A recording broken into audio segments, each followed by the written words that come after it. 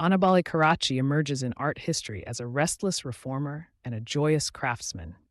Born into a family of artists in Bologna, he broke with the artificiality of late mannerism and helped produce a new, more natural language of painting, one that married the study of nature with the order of classical art. From intimate, gritty genre scenes, where peasants and butchers become honest subjects, to luminous religious tondos and soulful portraits, Carracci's range feels modern and deeply rooted at once. He and his brothers taught a new generation of painters how to combine careful observation, draftsmanship, and compositional balance. You'll see humor and compassion in his small canvases, monumental calm in his religious pictures, and an insistence on human truth that would shape the Baroque that followed.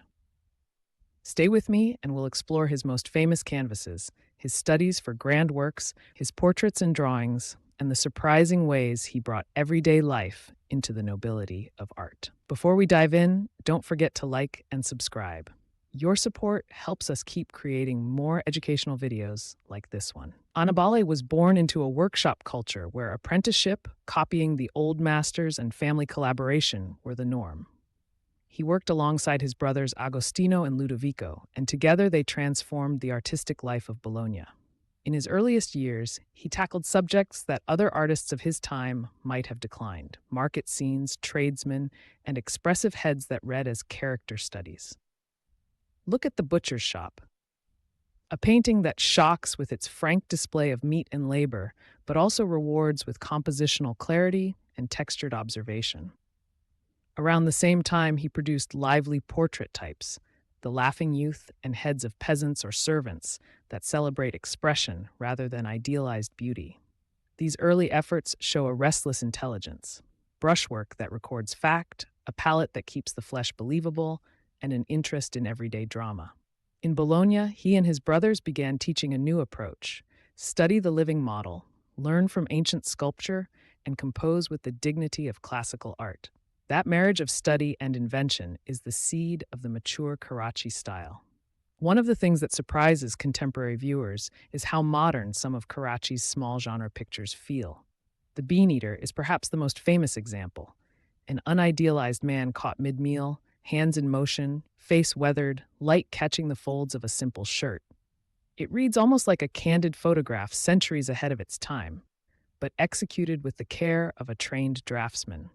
Carracci treats food, gesture, and expression with equal importance, turning ordinary life into pictorial truth. Variants and preparatory drawings for that composition show his process: quick studies, attention to bone and muscle, and a willingness to let character dominate elegance. The Butcher's Shop, by contrast, is almost theatrical, an ensemble of figures and objects arranged to reveal color, weight, and the realities of commerce. Those scenes made him an acute observer of flesh in the literal and painterly sense, a skill he would later translate into religious and ecclesiastical commissions, where believable bodies anchor sacred drama. Turning to his religious works, Carracci demonstrates another side: a composer who respects classical harmony and the devotional traditions of the Church. His Assumption of the Virgin exists in several tondos and altarpiece versions, and in many drawings and studies. These treatments show his rigorous preparation: studies of drapery, careful positioning of the ascending figure, and a concern for how light sculpts flesh in a spiritual context. Carracci's Assumption feels both celebratory and quietly measured. The heavenly motion is balanced by structural clarity. Look closely at his studies of robes and his drawn compositional sketches. They reveal an artist who planned the poetry of a scene with the discipline of a sculptor. The result is a work that bridges devotional grandeur and observable reality, lending weight to the miraculous through precise painting. Another recurring subject is the flight into Egypt and the rest on the flight into Egypt, images that allowed Carracci to combine landscape, devotional intimacy, and narrative calm. His tondos and circular compositions often set the Holy Family within a measured landscape where figures are integrated into their setting, not merely placed upon it. Notice how the shepherded donkey, the soft hills, and the restful gestures of Mary and Joseph create a tableau of human vulnerability and divine protection. Carracci's landscapes in these scenes are not elaborate theatrical backdrops. They are companionable spaces that ground the sacred in the familiar countryside. These pictures reveal his sensitivity to scale and mood. Small gestures, a hand on a knee, an exchanged glance, give emotional weight without melodrama.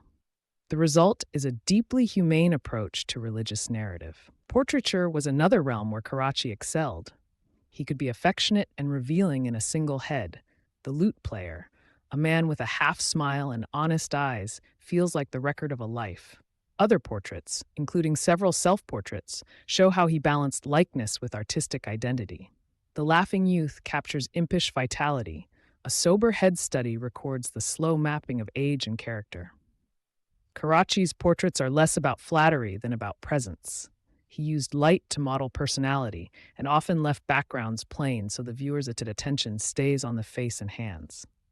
In his self-portraits, there is no grand pose, instead a quiet confidence and an artist's regard for craft. These studies were teaching tools too. Pupils learned to read the model, to paint truthfully, and to construct a convincing human presence on canvas. One of Carracci's most enduring contributions is institutional as much as artistic. Along with Agostino and Ludovico, Annibale helped found an academy that promoted life drawing, study of the Italian tradition, and collaboration between students and masters. The so-called Bolognese Academy advocated a middle way between the affected elegance of mannerism and the chaotic bravura that sometimes accompanied contemporary painting. Images of the Carracci brothers and works by Agostino remind us that this was a family project as much as an artistic manifesto. Agostino's drawings, the quick Neptune studies, and his preparatory sheets show the shared workshop practice, model study, printmaking, and careful book-like preparation for larger paintings. The Academy's pedagogy reshaped Italian painting by insisting that compositional clarity and honest observation were compatible, even necessary, for emotional power. That intellectual rigor made the younger generation of Baroque artists both expressive and disciplined. As his reputation grew, Annibale attracted patrons beyond Bologna. His later years included important commissions and a wider reputation as a painter who could handle intimate subjects and larger ecclesiastical ones with equal skill. Self-portraits from different periods record a maturing hand, the face of an artist who had taught many and painted continually. While he did not leave an enormous quantity of monumental altarpieces compared with some contemporaries, the works he did leave show how his methods influenced generations. Painters who followed borrowed his insistence on drawing from life, his study of classical models, and his willingness to let the everyday inform the sacred. That synthesis, humble observation married to classical order, became a cornerstone of the emerging Baroque idiom. Annibale Carracci stands at an inflection point in art history, a bridge between the study of the Renaissance past and the expressive ambitions of the Baroque future.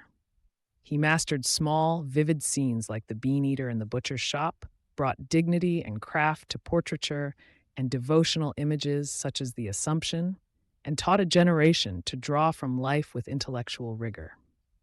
If you look closely at his sketches and tondos, you see an artist who prized clarity, human feeling, and the kind of observation that converts the ordinary into something lasting. His legacy is both visual and pedagogical, the manner in which artists learn to see. If you've enjoyed this tour of Carracci's work, tell us which painting surprised you most and why. Share your thoughts and we'll explore more artists next time.